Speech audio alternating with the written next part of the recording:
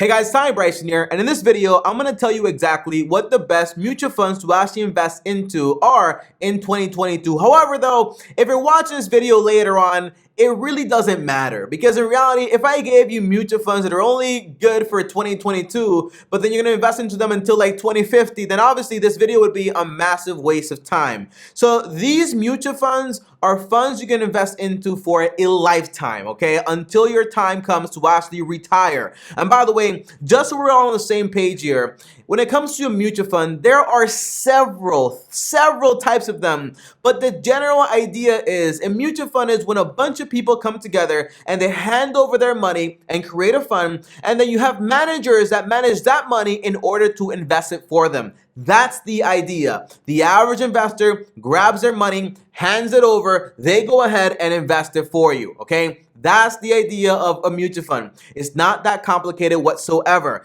Now, the crazy thing is that, yeah, if you find the right mutual fund out there with the right manager, you can basically make a lot of money. For example, I think the year was around 1977 to 1990, approximately 13 years. And there was this guy, his name was Peter Lynch. And if you had invested just $1,000 with him, he would have turned it into $27,000. That means all you had to do was hand this man over your money and he would hand you back $27. I mean, just in 13 years, that is crazy. It takes the average person usually 10 years just to double your money. 1,000 into 27,000, that's a big, massive return. So how do you find out exactly what the right mutual funds are to actually go ahead and invest into to get these same results? That's what we're going to talk about in this video right here. And as always, guys, do me a favor and smash the like button. On top of that, we have a goal to hit 500K subscribers by the end of the year. So make sure you go ahead and subscribe to the channel because we have more videos coming out on investments and passive income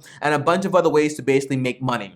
Now, the very first thing, guys, I really want to break down is the truth when it comes to mutual funds, because I made a video telling you all the good parts. Yeah, you could find a manager, make $1 into 27, 1,000 into 27,000, 10,000 into 200, a lot of money. That's the point. But no, there are certain cons to investing into mutual funds, okay? The very first one is, guys, did you guys know that right now in the US, we have an average of about 2,400 publicly listed companies? That means you have 2,400 individual companies out there, like the Nikes, the Teslas, the Microsofts, the Apples, okay? These are all the companies out there, around 2,400 right now in the US. Now, can you guess how many mutual funds we have available? Yeah, about over 7,000. 7,000. That means we have almost 3 times more mutual funds open than we have, for example, individual stocks. So how the heck are you supposed to find the right mutual funds to basically go ahead and invest your money into? And when it comes to mutual fund, you have a bunch of different ones. You have municipals, bonds, hybrid, simple, index, active held ones. You have a bunch of them, okay? So how do you know exactly which one you want to put your money into to basically invest if you have around 7,000 of them? Number two is, okay, when it comes to the average mutual fund, most of them cannot, I repeat, cannot outperform the S&P 500.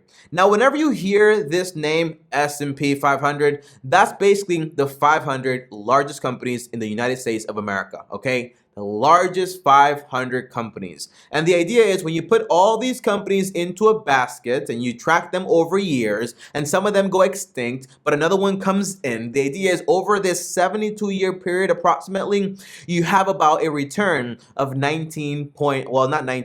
have about a return of 11.19% over 72 years, which is amazing. It is great. However, the average manager is not going to beat that. Meaning, when you're looking to place your money somewhere, you got to find somebody that's actually going to outperform the market, because what's the point of handing you my money if you're not going to outperform the market overall? It's kind of like I'm paying you to basically do nothing. And by the way, it's not free. They charge you fees. And that's why number 3 is the most important thing here. The average fund might charge you between 1% and 2%. And whenever they tell you this, it doesn't sound like a big deal. Yeah, if you have $1,000 in there, what is it, like $10, $20? Not a big deal. But the problem is, okay, they get paid whether they make you money or they don't make you money.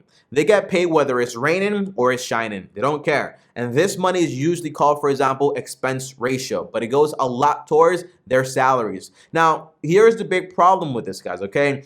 If you picture this information, if the average fund is not going to beat the market, and let's be generous and say, hey, they're going to make you 8% for the next 100 years or whatever. Well, if they make you 8% and taxes take about 1% from this, and then you have, for example, inflation, which takes about 3%, how much do you have left? Well, 1 plus 3 is 4. That's your profit, right? No, because if they take 2%, that's almost half. No, not almost half. It is half. It's half of your money. Half of your profit. If it's 1%, it's a third of all the money you would have made, okay? So that's the big problem with these fees. A 1% fee, a 2% fee can be devastating when you're giving your money to somebody else to invest for you because they are professionals. The entire goal of mutual funds was basically make the average investor's life a lot more simple by not having them to go out there and do a bunch of research about what stock to pick, which one not to pick. But now the big problem is we have 3 times the mutual funds, and now the big problem is not about the stock, it's about, well, what mutual fund do we pick now to get us the right return? It's like you're trying to solve a problem and you create a whole new one. So what is the best option here? The best option is you want to keep this game of investing simple. Like I said before, there are several types of mutual funds, but my favorite type of all time is basically going to be index mutual funds. And here's why. Because when you are investing into an index fund, the idea is simple. These people, they're lazy. All they're trying to do is, for example, they're trying to track a certain part of the market. Let's say, for example, you have the NASDAQ, which is usually filled, for example, with a whole bunch of technology companies. So these people will create a fund. What all they do is basically, they hold all the companies in the NASDAQ, and what they do is you put your money into there, and they're not trying to buy and sell. They basically just track the overall performance of that. If they want to track, for example, the overall performance of the S&P 500, they just basically make a mirror fund, which is basically saying, hey, I'm going to grab the 500 largest companies in the US, and I'm basically just going to track company for company what the S&P 500 is basically doing, okay? And this way, you mirror the same exact return. If 1 year it makes 10%, you make 10%. Over time, you get the exact return, which in reality, the average fund manager is not going to be able to do by actively holding your money. Now, because these people are lazy, what it means to us, which is a good thing, is they're not going to charge us a bunch of money in fees. So usually you might end up paying, for example, 0.5, 0.2, 0.15%, which is actually a lot less, like I showed you guys before, of 1% or 2%. So the best way to go is to go to passively held index funds, okay? Or passively held mutual funds, which in reality are like index funds. You're trying to track something. That's the big difference. So when it comes to me, I have 100% of my money put into these index funds, okay? Not into mutual funds. Now, I know this question is going to be asked. Tommy, but what about, for example, Dave Ramsey, right? Dave Ramsey says, put your money into mutual funds. And the way you kind of find out exactly which mutual fund is the best one is by going ahead and checking their record over a period of time. The idea is, this is it's not a bad way to look at it. Not saying that, but in reality, when you think about it, okay, you're trying to invest over a 1 to 50-year horizon. It's a very long time.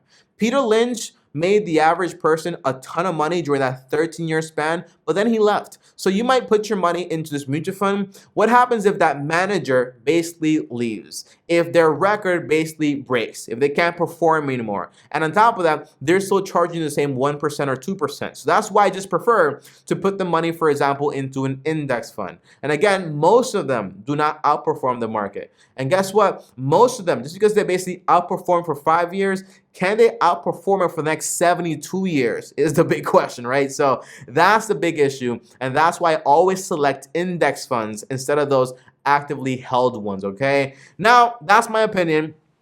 Don't pay attention to me. Go look at Dave Ramsey, then look at what I said. Go look at the facts, and you're going to find out that I'm right, and then you make your own decision, okay? Now, number 3 is, Tommy, all right, so I know all the facts here.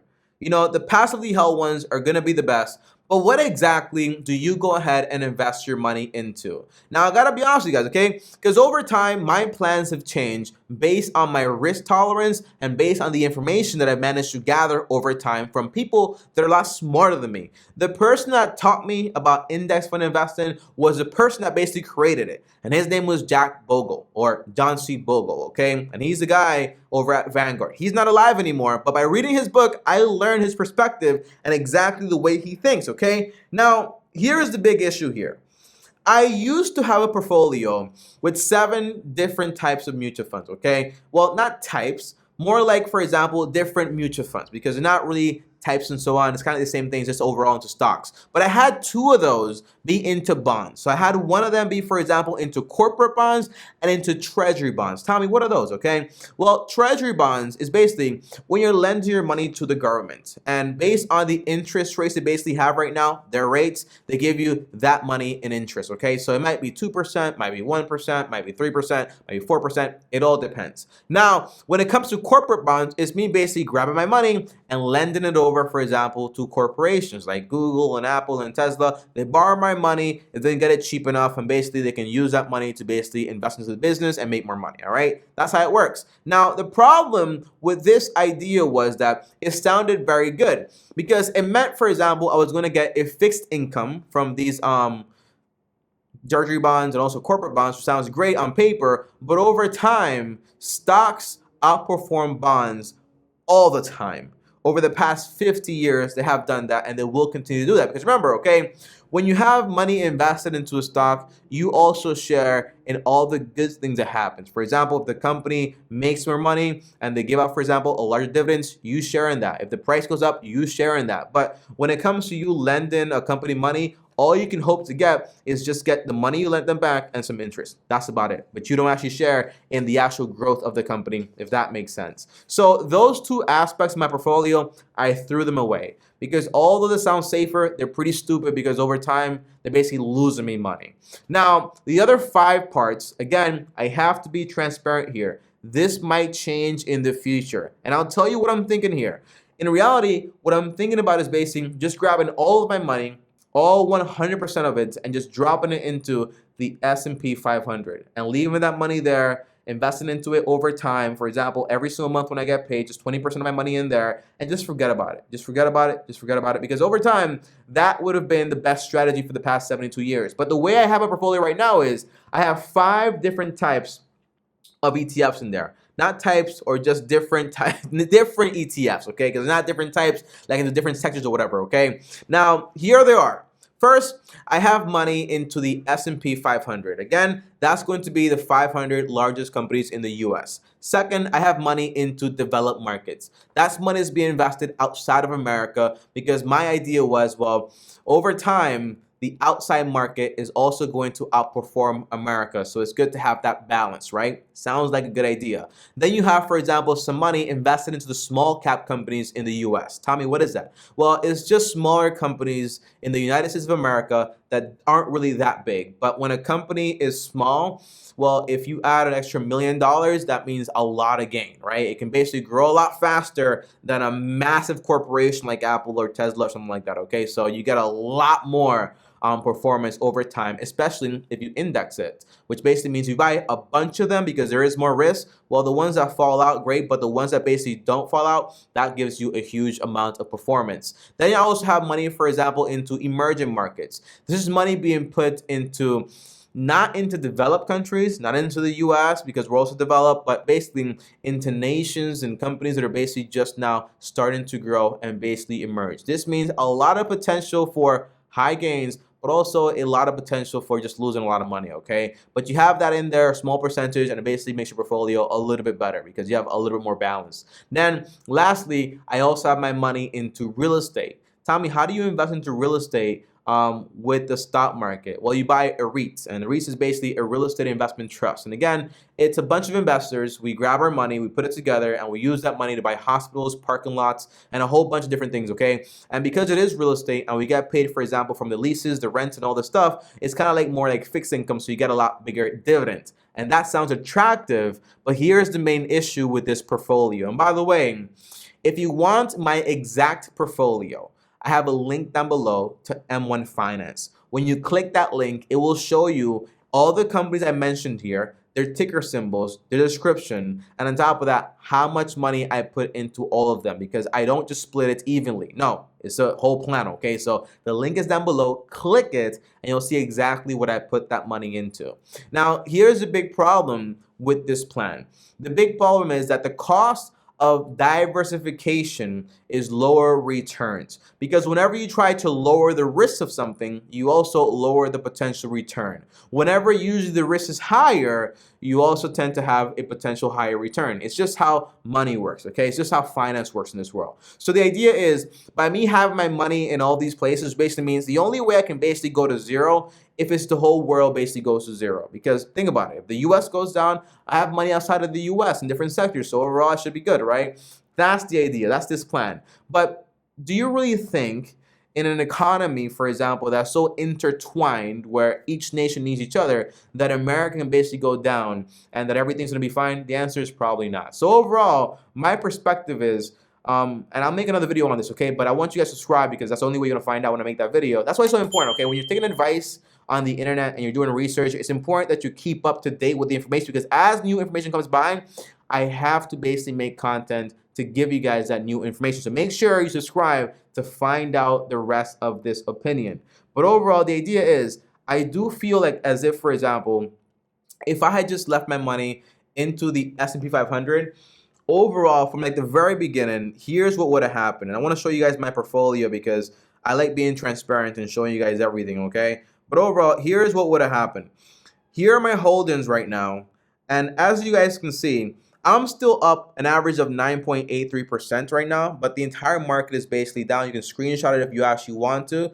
But overall, as you can see, the S&P 500, I'm up around like 46%, while in everything else, I'm basically down. And by the way, this is normal. Like I knew this was going to happen, because overall, when one part of the market is up, other parts might be down. But it creates this balance, right? That's what I was looking for. Exactly what I wanted is exactly what I got. But now that I understand the market a lot more and economics a lot more, and I want to understand it even better beyond what I know now, the idea is I would have been doing just as good just by investing all of my money into America, into the S&P 500, left that money in there, just put my money in there every single month and just basically trickle it in there and forget about everything else, because over time, I don't really need to take money out of this, okay? And here's the big idea. Even if I do take money out of my portfolio, even if I'm losing money, over time, it's still going to outperform based on the 72-year average I basically gave you.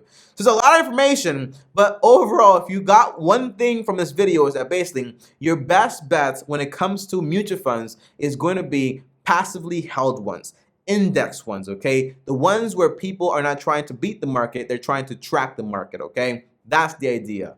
Now, guys, thanks for watching. Subscribe to the channel, hit the bell to get notified, and comment down below index so I know you made it all the way to this part of the video. I get very excited about this stuff. I love this stuff, so that's why I like going into detail and telling you all the information. Up here is my face. Click subscribe, and as always, up here is another video, I think, or backwards. And follow me on Instagram at TommyBryson. And as always, Long Term Team officially out.